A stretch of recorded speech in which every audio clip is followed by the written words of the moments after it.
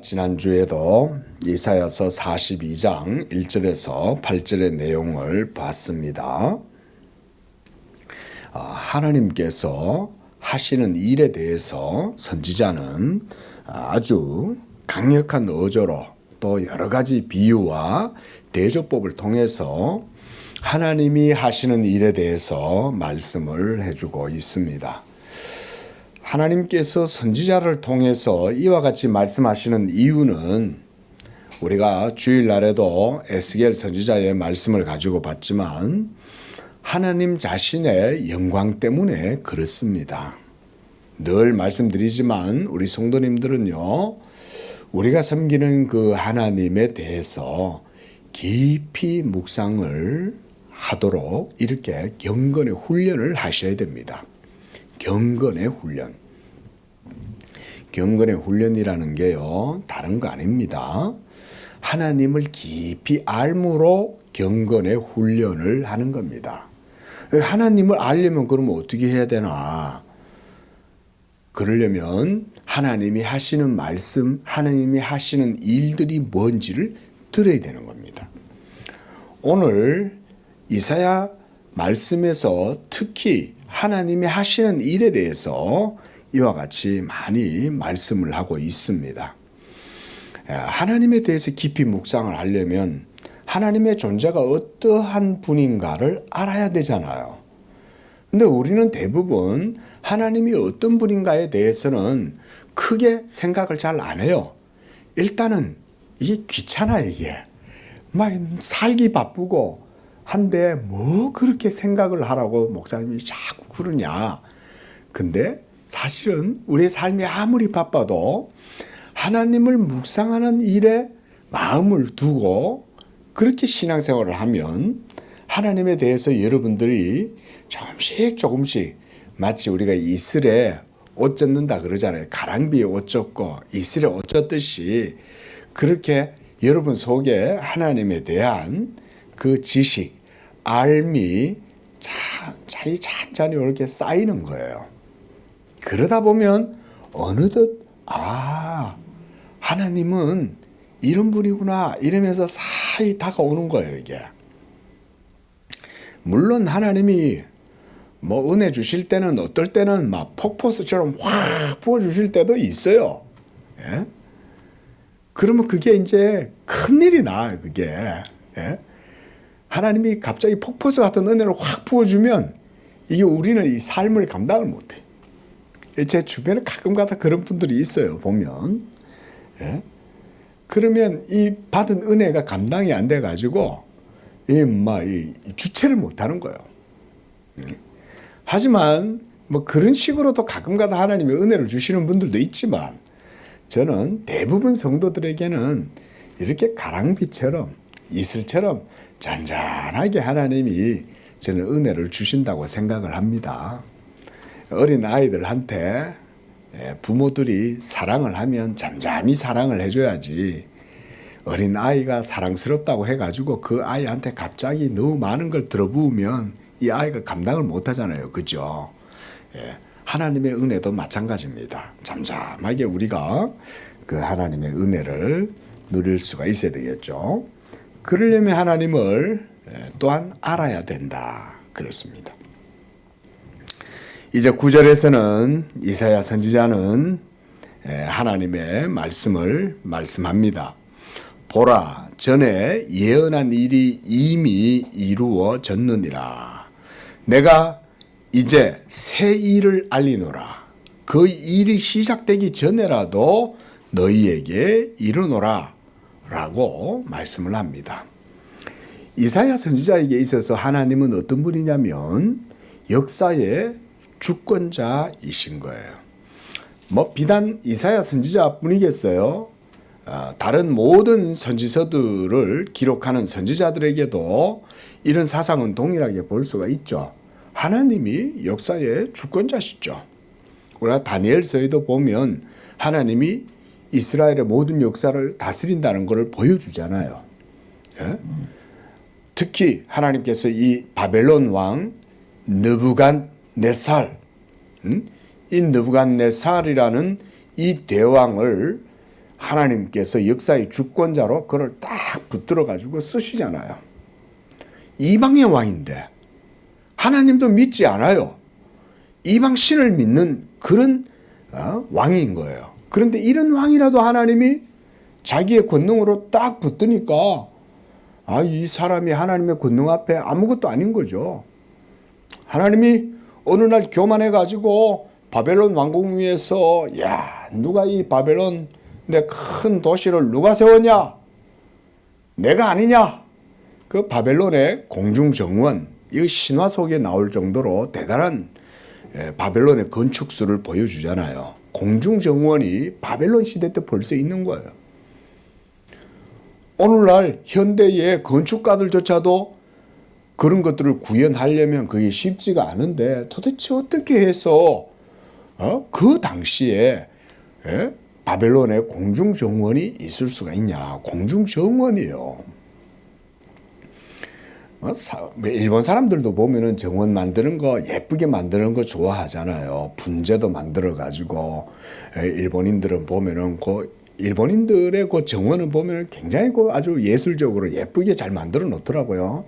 어디서 그 하얀 자갈을 주워와 가지고 하얀 자갈도 깔아놓고 저쪽에는 까만 자갈 깔아놓고 그 중간에는 또 분재해 놓은 나무를 희한하게 그 나무를 또 만들어 가지고 거기다 이렇게 심어 놓고 그래 따지면 바벨론의 공중정원은 대단하지 않습니까? 그런 걸 만들어 놓으니까 왕이 자기가 만들어 놓은 그 도시가 얼마나 자랑스럽겠어요. 그러니까 그 왕이 높은 왕궁 위에 올라가 가지고는 바벨론 도성을 쳐다보면서 자, 이 아름다운 도시를 누가 만들었어? 내가 만들었지! 라고 말하는 순간 그 말이 자기 입에서 떠나기도 전에 하늘에서부터 소리가 들리잖아요. 야, 느부갓네살아, 네가 만들었다고? 이러는 거죠. 내가 너를 세워가지고 너를 왕으로 삼고 그렇게 해서 내가 너에게 천하 만국을 다스리는 권세를 주었지. 이 소리가 하늘에서부터 들리는 거죠. 그러면서 하나님이 뭐라 그러냐면 내가 너를 세우고 모든 역사를 주관한다는 것을 내가 너한테 가르쳐 주겠다. 라고 하면서 네가 이제는 내가 정한 기한 동안 야수로 돌변하게 될 거다. 그래가지고는 여러분 그렇게 존귀한 왕이 사람이 완전 미쳐버리는 거예요. 미치광이가 되는 거예요. 광인이 돼버리는 거예요. 광인이. 그러고는 이게 이제 자기의 건전한 이성이 떠나버리니까 정신이 없으니까 그때부터는 막 미친 짓을 하는 거예요. 땅을 기어다니면서 땅에 있는 풀을 뜯어먹고 이러고 다니는 거예요. 왕이. 사람들도 많이 놀랬겠죠. 그죠? 고대에는 대왕 그러면 그 권력이 어마어마하잖아요. 그런데 그런 대왕이 오늘날 미친 짓을 하기 시작하니까 사람들이 얼마나 놀라겠어요. 왕이시여 왜 이렇게 하십니까? 몰라. 땅을 기어다니면서 땅에 나는 풀이라 뜯어먹고 돌아다니고 히히덕대고 막 소리 낄낄낄 그러고 제정신이 아니거든. 그런데 하나님이 정한 기한이 딱 되니까 느부갓네살에게로부터 하늘에서부터 느부갓네살에게 다시 총기가 딱 주어지는 거예요. 하나님이 정한 때가 된 거예요. 그러니까 이 느부갓네살 왕이 다시 자기 정신을 차리기 시작한 거예요. 그러고는 성경을 보면 눈을 들어 하늘을 보았다 그랬어요. 느부갓네살 왕이. 하늘을 쳐다보니까 그때서야 비로소 느부갓네살 왕의 정신이 바르게 딱 돌아와서 이스라엘의 하나님, 참 하나님을 고백하게 되었다. 하나님은요, 자기의 이름을 이렇게 드러내시는 분. 하나님은 자기의 영광을 드러내시는 것을 너무너무 좋아하시는 거예요. 그리고 인생들이 하나님의 영광을 인정하지 않고 하나님을 무시하는 것에 대해서 너무너무 싫어하는 거예요. 이게 이제 우리가 이사야서 42장의 주요한 사상이라고 할 수 있어요. 우리가 8절 말씀 다시 한번 보십시오. 하나님이 뭐라고 그러셨어요? 우리 다시 한번 읽어봅니다. 시작. 나는 여호와이니 이는 내 이름이라. 나는 내 영광을 다른 자에게 내 찬송을 우상에게 주지 아니하리라. 하나님이 이 말씀하시는 이유는 뭐냐면 이스라엘 백성들이 하나님을 마땅히 섬겨야 하는데도 불구하고 그 하나님을 섬기지 않고 우상에게 영광을 돌리니까, 그러니까 하나님이 이 말씀을 하시는 거예요.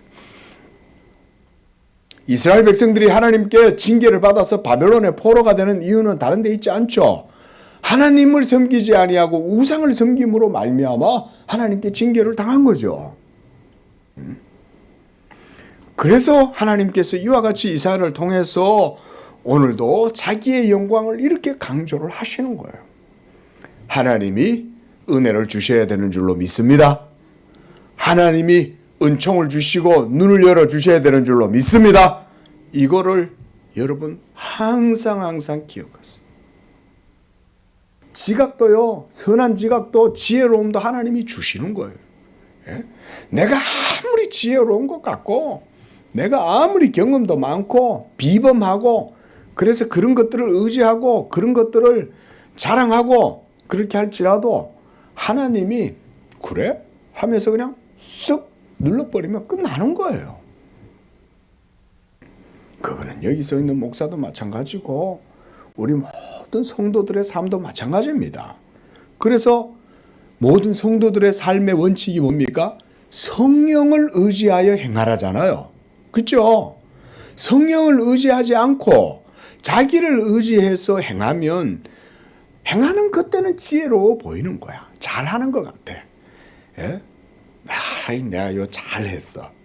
내가 생각해봐도 이건 누가 봐도 이건 잘했다고 생각 들어. 이런 생각이 들지 모르지만 예수 믿는 사람들은 믿음으로 행하지 않고 성령으로 행하지 아니하면 반드시 거기에는 좀이 슬고 녹이 나요.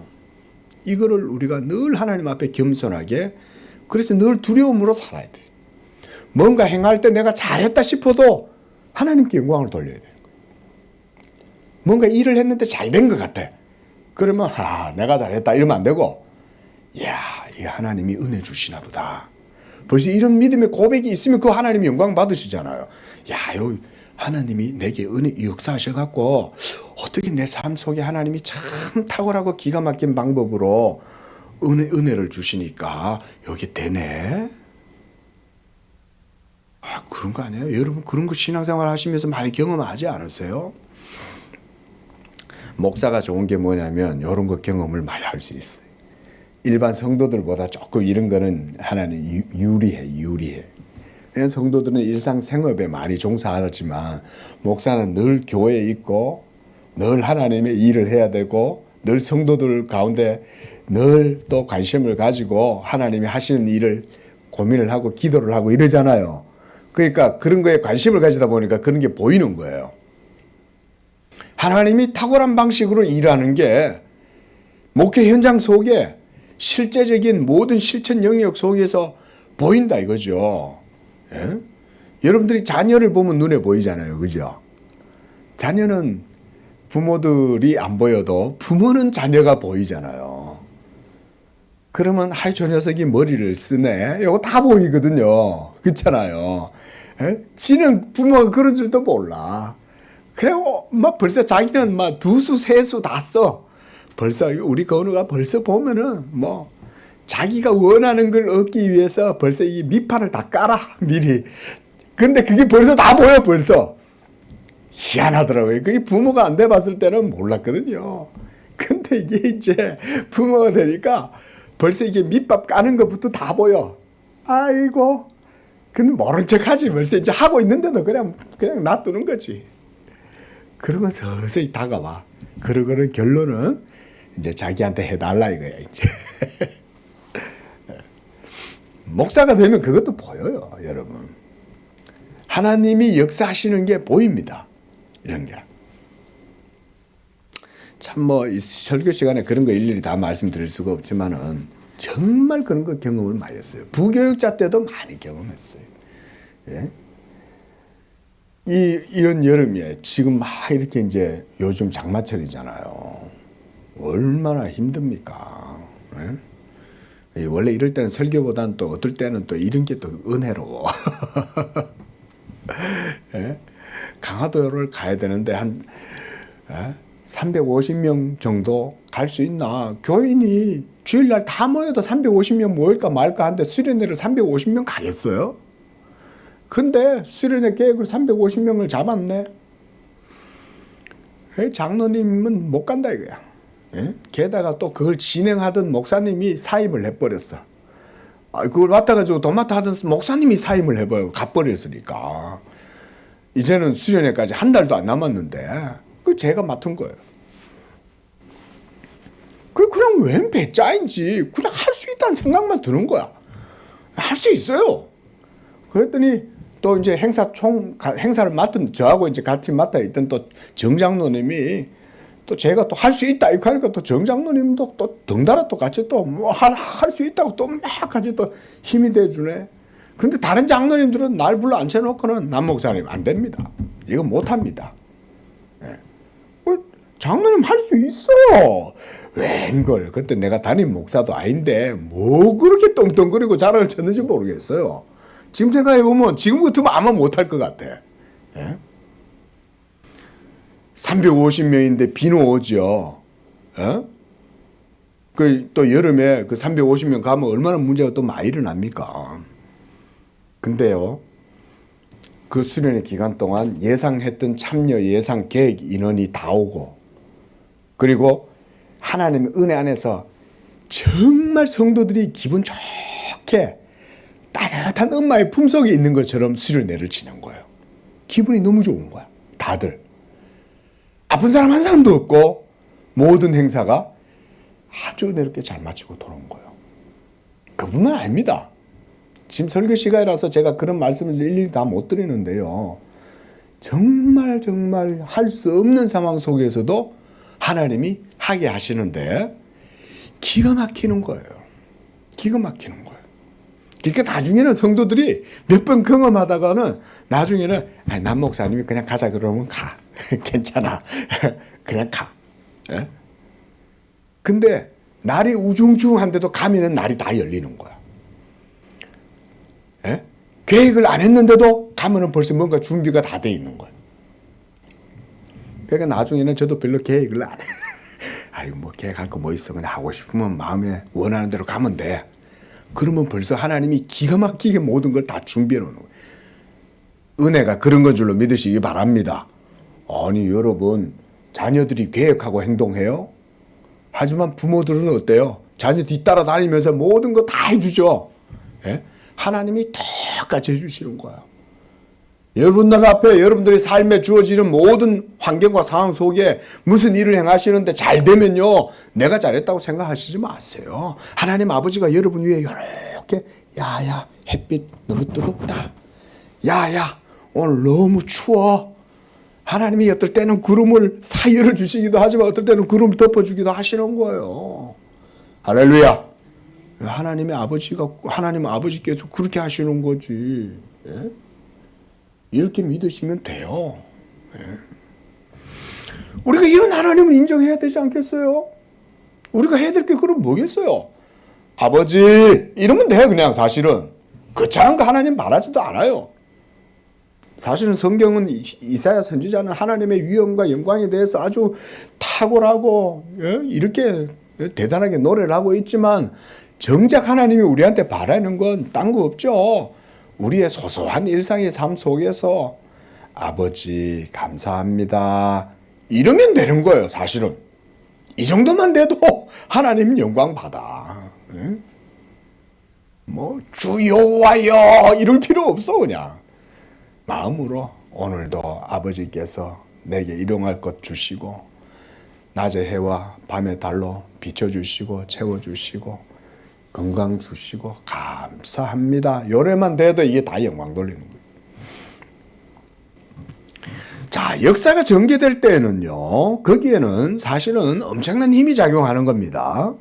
그래서 철학자들은 이런 역사에 이런 모든 이루어지는 일들을 그래서 신적인 힘으로 이해를 해가지고 막 그런 거를 해석을 하고 그렇게 하는데요. 우리가 삶을 살아가지만 세계 역사 전체의 움직임은 하나님의 능력에 의해서 지금도 이루어지고 있죠. 그렇죠?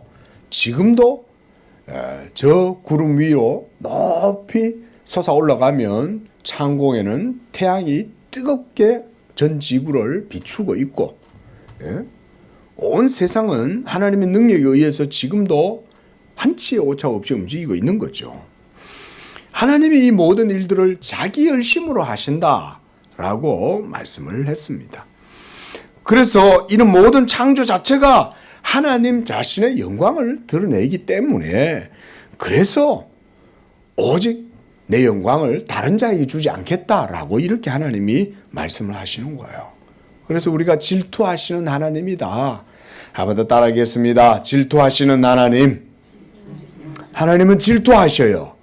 자기의 영광을 위하여 질투를 하시는 거예요. 우리가 하나님께 영광을 돌리지 않고 하나님을 인정하지 않고 다른 것에 영광을 돌린다면 하나님이 질투하시는 거예요. 질투하시면 어떻게 하시겠어요? 드러내시겠죠. 그렇지 않다는 걸 보여주시는 거죠. 내가 한다는 걸 드러내시겠죠. 하나님은 어떤 방식으로든 그걸 드러내시는 거예요. 봐봐, 내가 한다. 특히 교회를 할 때는 더 그래요. 여러분들이 특히 개척교회잖아요. 그러면 이런 데서 이제 하나님이 하시는 일을 이제 볼 수가 있어. 큰 교회 다니면 잘 못 봐. 왜냐하면 사람들이 많이 모여 있으니까 다 사람들이 모여갖고 한다고 생각을 하거든. 근데 작은 교회는 뭐 할 사람이 별로 없어. 그러니까 하나님이 하시는 거를 볼 수 있는 기회가 작은 교회면 많아. 작은 교회, 개척교회 목사니까 이런 소리를 하는 거겠지만, 그래도 작은 교회를 하면 하나님이 하시는 일을 훨씬 더 잘 볼 수가 있어요. 사람들이 많으면 뭐 다 사람들이 한다고 생각할 거 아니에요? 얼마나 또 헌금도 뭐 매주 뭐 수억 원씩 모이지 않겠어요? 그럼 뭐 그런 돈으로 교회가 움직인다고 생각할 거 아니에요? 근데 작은 교회는 그게 아니죠. 여기서 내가 새 일을 알리노라, 그 일이 시작되기 전에라도 너희에게 이르노라 라고 하나님이 말씀합니다. 미래에 대해서 우상은 말할 수가 없죠. 우리 인생들도 미래에 대해서는 알 수 없어요. 지금 이 순간 바로 이후에도 어떤 일이 일어날지 우리는 몰라요. 다만 우리는 어느 정도 예측하고 살아갈 뿐인 것이죠. 예? 하지만 하나님께서 이렇게 자신 있게 말씀하실 수 있는 이유는 하나님이 미래를 결정하시고 하나님이 작정하신 뜻대로 또한 행하실 수도 있는 분이기 때문에 이렇게 말씀하시는 거예요. 하나님은 단지 미래에 대해서 지적으로만 아시는 게 아니죠. 아실 뿐만 아니라 자기가 아시는 뜻대로 행하실 수 있는 능력도 그 하나님께 있죠. 이 두 가지가 언제나 같이 있어야 돼요. 그죠? 하나님이 말씀하실 때는 그 말씀 속에는 또한 능력도 같이 있어야 돼요.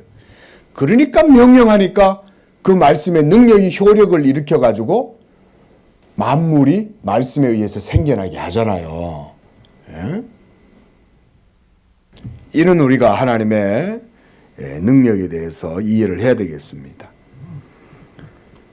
그러니까 우리는 미래에 대해서 계획은 해요. 그렇죠? 내가 내일 뭐 할 거다. 한 주 후에 뭐 할 거고 어떻게 할 거다. 한 달 후에 뭐 할 거다. 이런 일들을 계획하고 뜻은 가지지만 그 일이 이루어지는 건 우리한테는 없어요. 그렇죠? 그게 우리의 능력의 한계죠. 하지만 하나님은 그렇게 하실 수가 있다는 거죠. 이처럼 하나님 자신의 주권과 능력에 대해서 9절에서는 말씀합니다. 하나님이 계획하실 때는 또한 미리 알려주실 뿐만 아니라 그것을 또한 능히 이루시는 분이기도 하신 거예요. 하나님은. 하나님이 왜 미리 알려주시는지 아세요? 뭐 때문일 것 같아요? 하나님은 왜 그 하시는 일을 그 종들, 선지자들에게 미리 알려주실까요? 좀 크게 얘기해봐요. 뭐라고요? 얘기해봐요. 그렇죠. 그것 때문에 그런 거예요. 알려주지 않고 이루어지면 어떻게 돼요? 우연하게 일어났다고 생각할 거 아니에요. 그렇죠? 근데 하나님은 미리 다 알려주고 하는 거예요. 봐봐, 일어난다. 이렇게. 그거 내 뜻이야. 그 내가 계획한 거고 내 생각이야. 봐봐라, 된다. 근데 이루어지는 거야. 그러면 그걸 미리 말씀하시고 이루시는 분이 하나님이시니까 하나님께 영광을 돌릴 거 아니에요. 근데 그게 아니라 우연하게 이루어져. 그러면 우리 인생들은 아유 뭐 어쩌다가 된 거지. 무슨 뭐 그것도 뭐 보이지 않는 어떤 신이 있어가지고 그래 됐겠어? 그럴 거 아니에요. 예? 자, 제가 아예 그냥 딱 대놓고 하나님이 하시는 일에 가장 크고 위대한 일이 뭡니까? 우리 성도님들 하나님이 하시는 일 중에서 제일 크고 탁월하고 영광스럽고 복된 일 뭐겠어요 그게? 응? 예수 그리스도의 성육신이에요. 듣고 보이 또 그렇죠, 그렇죠. 근데 이제는 잊어버리면 안 돼요, 그렇죠? 이제 아멘 했으니까 이제는 하나님이 하신 최고의 일이 뭡니까? 이러면 하나님의 말씀이 육신이 되신 것. 이게 여러분 우주적인 사건입니다. 하나님이 사람이 되신다는 게 이게 말이 돼요? 그 자체로 우리 인생들은 상상을 할 수 없는 일이죠. 그런데 어때요? 하나님이 사람이 되셨다는 얘기는 영원하시고 시간을 초월해서 자존하시고 초월적인 그 하나님이 역사 속에 들어오셔서 자신을 역사 속에 드러내실 때 그것도 성육신의 방식으로 그것도 성육신도 사람의 생식법에 의해서 생긴 게 아니잖아요. 동정녀 마리아의 몸에 성령이 예수님의 몸을 만들어내신 거 아니에요. 새 창조의 역사인 거예요. 완전 새 창조인 거예요. 여기에서 놀라운 사실은 뭐 오늘은 이것까지 말씀을 안 드리겠지만 여기에 놀라운 신학이 있어요. 그리스도 예수 안에서 만물을 새롭게 창조하실 때 여러분 예수 그리스도의 성육신이 그 기초가 되었다는 것을 기억을 하십시오. 이게 하나님의 새 창조의 역사가 예수 그리스도의 동정녀 탄생 속에서 이루어지는 거예요. 보라 내가 만물을 어떻게 한다? 새롭게 하노라. 어떻게? 예수 그리스도로 말미암아. 이런 게 하나님의 놀라운 우주적 역사입니다. 대단한 일이죠. 하나님은 이렇게 하실 수 있다 없다? 하나님은 이런 일도 하실 수 있다는 거예요. 그런데 이것은 그 동기가 창조를 통해서 하시는 거예요. 우리가 그릇을 만들면 어떻게 그릇을 만들어요? 먼저 도공이 제일 먼저 어떻게 합니까? 흙을 취하죠. 그러나 하나님은 그렇게 하시지 않아요. 땅에 있는 것, 이 세상에 있는 물질에서 뭔가를 취해갖고 하시는 분이 아니에요, 하나님은. 그 얘기예요. 하나님은 원인과 인과관계에 의해 가지고 모든 일들을 행하시는 분이 아니에요. 하나님 그분 자신이 원인이고 하나님 그분 자신이 모든 만물의 동기예요. 성육신이 바로 그와 같은 사건인 거예요. 성육신이 사람이 했어요? 아니잖아요. 하나님의 성령에 의해서 마리아의 몸에 하나님이 사람의 몸 예수의 몸을 만드시잖아요. 그리고 그 예수의 몸으로 우리의 영혼을 우리에게 새 생명을 주시잖아요. 그 여기서 지금 하시는 말씀이 그런 거예요. 그 일이 시작되기 전에라도 이거는 한마디로 직접적으로 말하면 예수 그리스도를 통해서 이루시는 하나님의 구속 사역, 이게 이루어지기 전에 내가 미리 말한다. 그렇지 않으면 예수님이 오시면 누가 그걸 알아요? 그렇죠?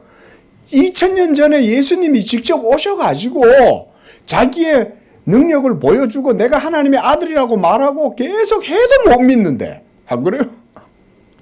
3년 동안 따라다녔던 제자들조차도 예수님의 가르침을 그렇게 보고 듣고 배웠는데도 예수님을 다 떠나고 배반하고, 심지어 베드로는 큰 소리 떵떵 치다가 예수님을 3번이나 부인하잖아요. 그래서 하나님이 미리 보여주시는 거예요. 미리 알려주시는 거예요. 그것도 한 2, 3년 전에 한 100년 전쯤 얘기하면 그것도 안 돼. 그러니까 벌써 수백 년, 1000년 전부터 미리 얘기를 해 주시는 거야. 그렇게 1000년 전부터 얘기해 줘도 못 믿는 거야. 예. 그러니까 이사야 같은 경우는 벌써 700년 전부터 얘기를 하는 거예요. 700년 전부터 얘기를 해도 믿을까 말까지. 그런데 100년 전에 100년 후에 메시아가 옵니다. 이 말하면 믿겠어요? 그 정도 가지고는 교육 효과가 안 생겨. 이스라엘이라고 하는 나라, 민족 전체의 역사의 과정을 하나님께서 그리스도를 증거하는 증거의 수단, 도구로 사용하셔가지고 수천 년의 역사 동안 사용하셔야 그제서야 이스라엘의 기름 부음 받은 자, 메시아, 예수 그리스도에 대해서 어느 정도의 인식을 할까 말까지. 그렇잖아요. 남상수 목사가 제가 이방인이잖아요. 제가 이방인인데 지금 목사랍시고 여러분 앞에서 지금 이스라엘의 역사와 이스라엘 역사의 실체이신 예수님에 대해서 지금 이렇게 얘기를 해도 여러분들이 듣고도 감감할 수 있잖아요. 목사가 뭔 소리를 저렇게 떠들고 있는 거예요 지금. 에? 남 목사는 지금 저렇게 하나님이 뭘 했다는 거예요 도대체? 뭐 했다는 거예요? 예수 그리스도를 통해서 하나님은 자기의 영광을 드러내신다는 걸 지금 말씀드리고 있는 거예요. 그래서 그 일이 시작되기 전에 내가 새 일이라는 말은 그 동기가 역사 속에서 시작되는 게 아니라는 거예요. 새 일이라는 것은 전혀 사람들이 상상하지도 못한 그런 것에서부터 나오는 거예요, 이게. 그게 어디서부터 나오겠어요? 여러분, 하나님이 창조하신 이 세계 속에서 어떤 새로운 일들이 형성되지 않는다면 그게 어디에서 나오겠어요? 한번 대답 한번 해보세요. 예? 세계 만물과 역사 속에서 뭔가 새로운 일이 동기가 모멘텀이 일어나지 않는다면 그럼 어디서 그런 모멘텀이 생겨나겠어요? 하나님 안에서밖에서 나올 리가 없잖아요. 그렇잖아요. 하나님에게서만 나오는 거죠. 그래서 이사야 선지자는 하나님의 영광을 지금 그렇게 해서 막 찬란하게 노래하고 있는 거예요. 하나님이 장차 그리스도 예수를 통해서 만물을 새롭게 하고 새 창조의 역사를 행할 것이다. 그리고 그것이 이루어지기 전에라도 미리 내가 너희들에게 말한다. 그러니까 나중에 가서 딴말 하지 마. 나중에 가서는 딴말 하지 마. 10절 보세요. 항해하는 자들과 바다 가운데의 만물과 섬들과 거기 사는 사람들아. 이런 건 선지자의 특이한 표현이죠. 뭐냐면 하나님의 영광이 온 세계 땅끝까지 다 모든 사람들에게 이것이 이제 알려지게 된다 이 말인 거죠. 저는 그래서 직접 화법을 많이 써요. 왜냐하면 성격이 급해가지고 성격이 급해서 애들러 가지고 얘기하다 보면 성도들이 다 잠을 자. 그러니까 미리 막 얘기를 해야 돼. 그냥 대놓고 이 바로 예수님이에요. 이렇게 얘기한 거죠. 여기서 막 항해하는 자들과 바다 가운데 만물과 섬들과 거기 사는 사람들아, 이 말은 뭐냐면 여기 있는 이 남상수 목사 그리고 우리 모든 신약의 이방인들, 이스라엘 사람들이 아닌 이방인들 중에서 예수 믿는 사람들, 그런 사람들을 얘기하는 거예요. 그런 사람들이 하나님의 영광을 보게 된다는 거죠. 어떻게 그 하나님의 영광을 보게 되겠어요? 예수 그리스도의 영이 여러분들한테 주어지게 되고 그 영으로 말미암아 예수의 영광을 보게 되는 거죠. 우리가 그 영광을 보니 아버지의 독생자의 영광이요 그러잖아요. 요한복음 1장 14절, 1장 18절, 16절 이런 데 보면 율법은 모세로 말미암지만은 은혜는 예수 그리스도로 말미암다. 하나님 안에 있는 독생하신 하나님이 나타내셨느니라. 그 예수 그리스도를 통해서 세계 만방에 있는 모든 사람들이 하나님께 새 노래를 부르게 될 거라고 말하는 거예요. 여기서도 새 노래라는 말은 이게 하나님께 합당하게 불려드릴 그 영광스러운 노래를 말해요. 우리가 노래가 얼마나 많아요. 그죠? 교회도 우리가 맨날 부른 찬송 또 부르고 부른 찬송 또 부르잖아요. 예? 그러면 이때 새 노래는 어떤 새 노래냐면 새로운 복음성가 가수가 새로운 노래를 작사 작곡해가지고 나와가지고 부르는 게 새 노래냐 그런 게 아니에요. 그걸 새 노래라고 얘기하는 게 아니에요. 그게 아니라 오로지 모든 동기와 역사가 하나님 그분 자신 안에서 이루어지기 때문에 세상 어디에서도 이런 노래는 찾을 수가 없기 때문에 새 노래라고 말하는 거예요. 예수 그리스도를 통해서 이 땅에 있는 우리 죄인들에게 베풀어 주신 하나님의 구원의 은혜가 바로 그런 거죠. 역사에서 일어나는 게 아니잖아요. 하나님 자신 안에서 일어난 사건이잖아요. 그리고 그것이 역사 속에 이루어지게 되고 우리가 이제 그 복음을 받아들이고 오늘 이 자리에서 그 하나님을 예배하고 있단 말이죠.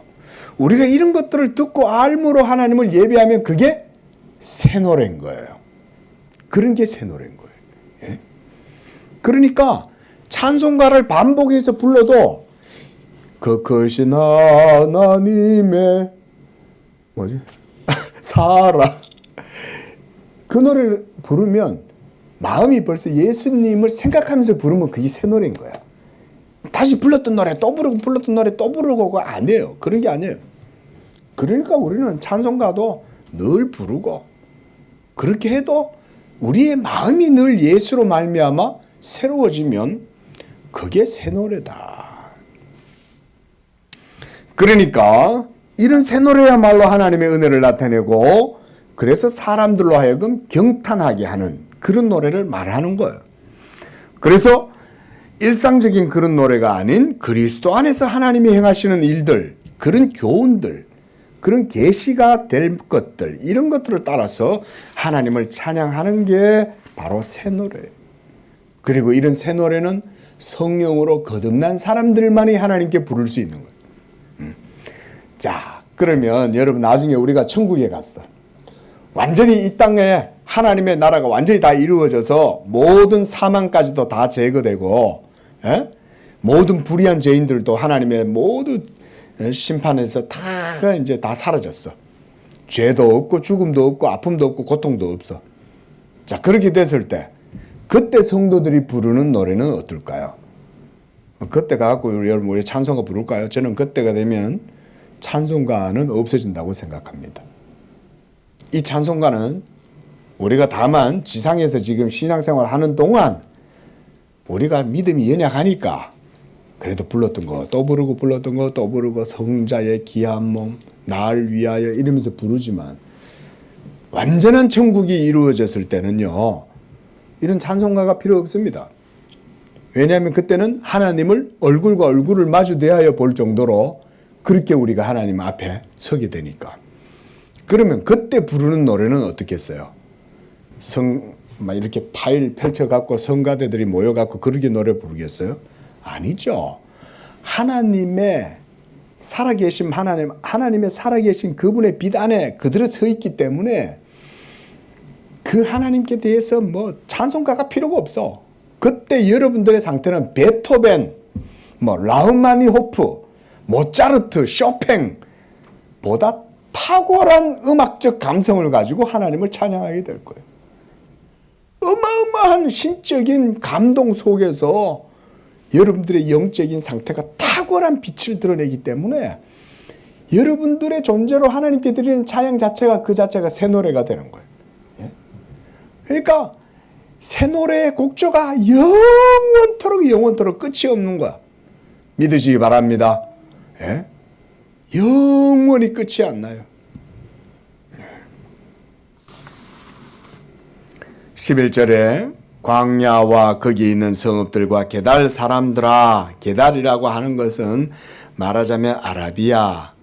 당시에 이사야가 이 글을 기록할 때는 벌써 서쪽은 지중해잖아요. 그렇죠? 그러면 이제 동방 이러면은 이제 아시아, 이라크, 이란, 뭐 당시에는 바벨론, 또 이 밑으로는 미디안 광야, 에티오피아, 말하자면 요즘 말로 우리가 아라비안 나이트 이러잖아요. 불과 1, 2세기 전만 해도 벌써 아라비안 나이트 이러면 그 오리엔탈리즘에 대한 환상이 서구인들한테는 많이 있었죠. 그렇죠. 요즘도 있는데 그러니까 사람들이 그 막 쓰레기가 넘쳐나는 인도에 뭔가 있는 줄 알고 인도 여행을 가잖아요. 사실상 가보면 전부 다 환상이거든요. 인도가 얼마나 더럽습니까? 예? 그 인도의 그 무슨 뭐 성수로 뭐 캔자스가 아니라 겐지스강, 예? 겐지스강 이런 것들도 엄청 더럽거든요. 인도는 또 사람은 좀 많습니까? 도시마다 무슨 뭐 하수구가 제대로 된 정화시설이 있습니까? 예? 사람 오물, 짐승 오물, 생활 오물 뭐 강에 다 모여있는데 또 강에 가보면요 사람 시체도 안 묻어요. 나무 위에다가 올려가지고는 강 사이로 보내버리는 거예요. 그 강에 뭔가 영험한 뭔가 세계가 있다고 생각하고 그 강이 썩어 빠진 거지. 얼마나 더러워요. 응? 아라비안 나이트 이러면 우리는 그 뭐 대단한 게 있다고 생각하잖아요. 그러니까 오늘날도 그런 영화를 만든다고요. 예? 근데 여기서 지금 이사야 선지자가 얘기하는 건 그런 의미로 얘기하는 게 아니죠.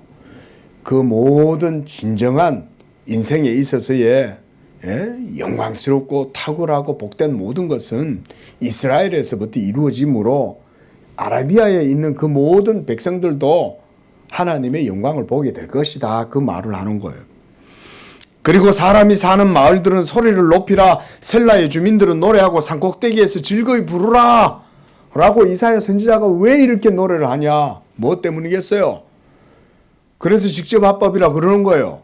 바로 예수 그리스도를 통해서 하나님이 큰 일을 이루실 것이기 때문에 그 말을 하는 거예요. 그래서 하나님께서 이제는 유대라고 하는 이스라엘이라고 하는 그 경력, 그 지역을 넘어서서 온 세계 땅끝까지 이르러서 하나님 자신의 이름과 영광을 드러내신다. 그러니까 내가 여호와의 이름이 온 세계에 충만할 것을 두고 맹세하노니 하나님이 그렇게 말씀하시잖아요. 하나님이 자기의 이름으로 맹세하실 때 그냥 안 해요. 내가 내 이름이 온 세계 가운데 장차 충만하게 될 것으로 내가 내 이름을 두고 맹세한다. 그런 게 하나님의 영광이죠. 하나님은 그런 분인 거예요. 자, 여기서 은혜로운 게 뭐냐면 하나님이 이렇게 여호와의 이름이 장차 온 세계 가운데 충만할 것을 두고 내가 너에게 맹세한다고 할 때 여러분들이 그 앞에서 왜소하다고 느끼시면 안 돼요. 그 하나님의 존재 앞에 여러분들이 절대 왜소한 게 아니에요. 왜냐하면 그 영광이 여러분들을 통해서 하나님의 그 영광이 드러나기 때문에 그런 거예요. 예? 할렐루야. 이런 걸 여러분들이 하나님을 묵상하실 때 이런 거를 여러분들이 마음에 품으셔야 돼요. 아, 이 하나님의 영광이 나하고 따로 이렇게 역사하시는 게 아니라 내가 바로 그 하나님의 영광의 찬송이구나. 하나님이 나를 통해서 내 삶을 통해서 이 놀라우신 하나님의 은총과 능력과 영광을 드러내시는구나. 할렐루야. 이걸 믿으시기 바랍니다. 그래서 영광의 찬송이 되게 하려 하심이라 그런 거예요. 우리가 영광의 찬송이다. 이사야는 12절에 계속해서 이 여호와의 능하신 행동에 대해서 노래합니다. 여호와께 영광을 돌리고 섬들 중에 그의 찬송을 전할지어다. 여호와께서 용사같이 나가시고 전사같이 분발하여 외쳐 크게 부르시고 그 대적을 크게 치시리로다. 누가 대적을 치겠어요? 예수 그리스도께서 대적을 치시는 거 아니에요? 그렇죠? 십자가로 말미암아 정사와 권세를 예수님이 깨트리시잖아요. 그가 십자가로 정사와 권세를 멸하시고 사도 바울이 그렇게 얘기할 때는 예수 그리스도를 통해서 하나님이 역사하신다, 일하신다 그런 거예요. 여러분 이런 하나님의 행동을 우리가 성경을 통해서 배워야 된다 그 얘기인 거예요. 하나님은 지금도 그렇게 일하셔요. 예수의 복음으로 정사와 권세를 십자가로 깨트리시고 라고 말씀하시잖아요. 여기서도 보면 그 대적을 크게 치시리로다.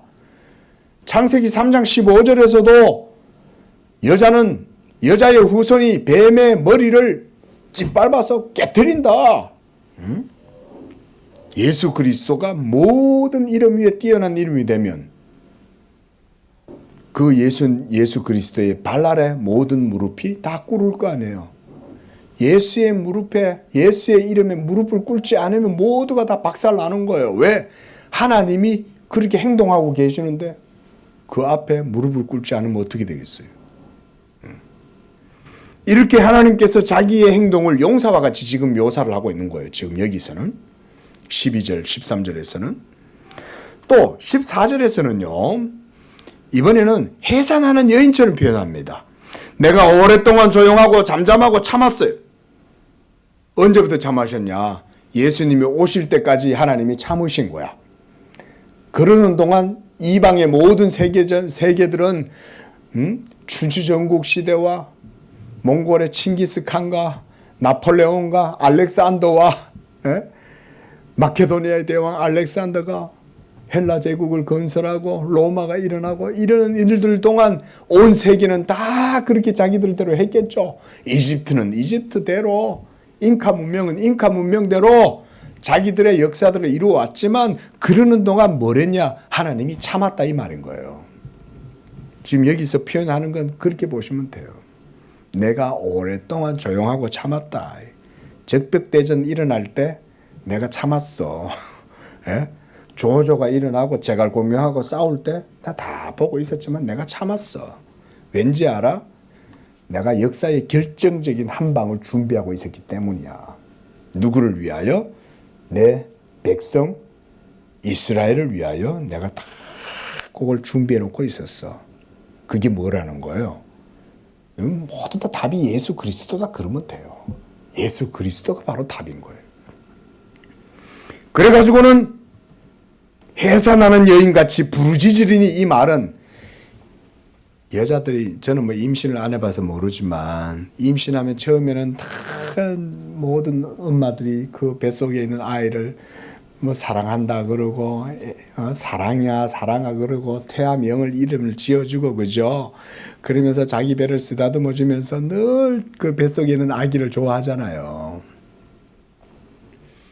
그런데 이게 이제 해산하는 여인을 하나님이 하나님의 작정과 경영과 때를 이렇게 묘사를 하시는 거예요. 그렇지만 어때요? 이제는 10달이 다 차서 이제 해산할 달이 가까워오면 어느 날 갑자기 여인들에게 해산의 진통이 막 이루어지는 거죠. 바로 하나님의 교회가 탄생하게 된다. 칼빈은 여기서 이렇게 해석을 했어요. 하나님의 교회가 잉태되어져 오다가 하나님의 교회가 이 땅 가운데 출산하고 생겨나게 되는 바로 그때가 해산하는 여인이 부르짖는 것 같이 부르짖는다. 이때 이 부르짖음은 그리스도의 부르짖음이라 생각하시면 돼요. 예수님이 3년 동안 사역을 하시고 십자가에서 고통하시고 부르짖을 때 그 부르짖음을 통해서 뭐가 생겨났다는 거예요? 교회가 생겨나게 된 거죠. 왜냐하면 십자가에서 하나님의 모든 의를 이루심으로 예수께서 십자가에서 모든 사역을 율법의 모든 의가 성취됨으로써 이제는 그리스도의 영에 의해서 초대교회가 생겨나죠. 그리고 그것을 통해서 지금 온 세계에 예수 그리스도의 교회가 지금도 세워지고 있잖아요. 놀라운 역사 아니에요? 교회사를 공부해보면 놀랍습니다. 언제 한번 기회가 되면 우리 교회도 요즘은 교리 공부를 해야 될 때니까 제가 계속 교리를 하지만 한번 교회사를 가지고 저도 공부를 하면서 여러분들하고 좀 했으면 좋겠어요. 교회사를 보면 하나님이 신약시대 때부터 이 교회가 지금 이 한반도 뿐만 아니라 지금 전 세계에 복음이 안 들어간 데가 없잖아요. 그런 과정들 속에 이렇게 하나님의 교회가 어떻게 세워져 가는가 이렇게 보는 게 굉장히 흥미롭습니다. 하나님이 일하시는 거니까. 이렇게 지금 여기서도 헐떡일 것이다. 심히 헐떡일 것이다. 이렇게 해산하는 여인을 통해서 하나님이 자기의 사역을 표현을 하시는 거예요. 그러니까 앞에서는 용사로 하나님의 행동을 묘사하지만 여기서는 교회를 산출하시는 하나님의 행동에 대해서 이렇게 묘사를 하고 있다 그랬습니다. 자, 오늘은 여기까지 보고요. 다음 주에 좀 더 보도록 하겠습니다. 기도하겠습니다. 거룩하신 하나님 아버지, 하나님께서는 지금도 살아계시고 모든 역사를 하나님의 뜻 가운데에서 이루시고 또 행하시는 것도 모두 하나님의 능력으로 말미암아 이루어 나가시는 줄로 믿습니다. 우리는 그저 하나님 베풀어 주시는 그 은혜 안에서 그저 어린아이처럼 하나님 따라가고 그 하나님 의지하고 그 하나님 신뢰하고 그 하나님께만 영광을 돌리면 하나님께서 그것을 통하여 영광 받으시고 기뻐하시는 줄로 믿습니다. 우리 양재교회 성도들에게 이렇게 어린아이 같은 믿음 주셔서 온전히 하나님을 신뢰하고 아버지여 참으로 우리가 어린아이같이 아버지를 의지하듯이 그렇게 하나님을 의지함으로 하나님을 영화롭게 하는 그런 우리 양재교회 성도들 다 되도록 믿음을 붙들어 주시옵소서. 그 하나님께 영광을 돌립니다. 예수님의 이름으로 기도합니다. 아멘.